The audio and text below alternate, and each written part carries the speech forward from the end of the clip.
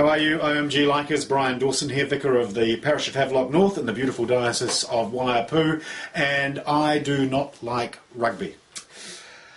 There you go, finally got that off my chest. I don't like rugby. I'm a red-blooded Kiwi male who doesn't watch that strange game played with that odd-shaped ball, and I know that makes me a bit odd, especially at the moment, but that's the way it is.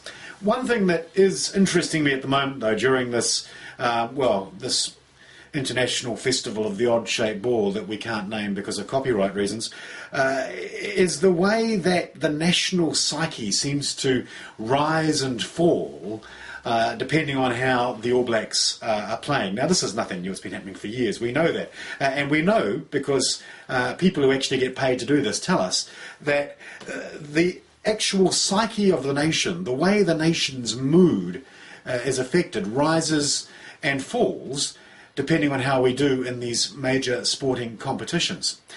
For me, that's a little bit difficult to understand because, quite frankly, tomorrow will be tomorrow regardless of who wins. But then, as I said, I don't like rugby.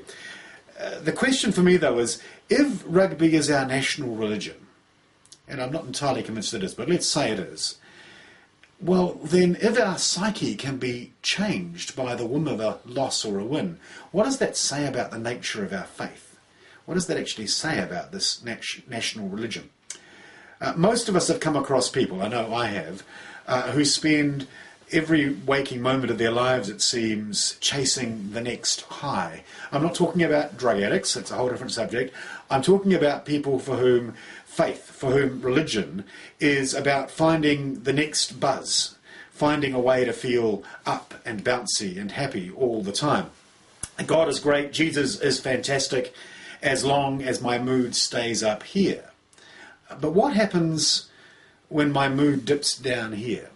What happens when the day isn't quite so bright? What happens when things aren't going quite as well as I might want them to? One of my favourite sections of the Bible is the Psalms.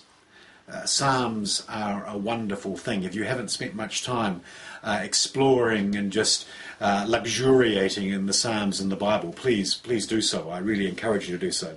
In the Psalms, we don't find readings in the same way we do in the rest of the Bible. Instead, what we find are prayers and songs. And what is true for every culture in the world is that it's in our prayers and in our songs that we really let loose our feelings. If you really want to know how someone's feeling, don't read an essay. Read the poem they wrote about their gut feelings at this point in time. Rabbi Alan Mendelbaum describes the Psalms as the inventory of the soul. In the Psalms, we find the entire spectrum of human emotion, and we find it in its most raw and gut-wrenching capacity. We find ups and downs, we find highs and lows, sadness and exultation, joy and extreme depression, all laid out there in bold, very, very human terms. They are emotions laid bare before us, but more importantly, laid bare before God. Hear the voice of my pleading when I cry to you for help.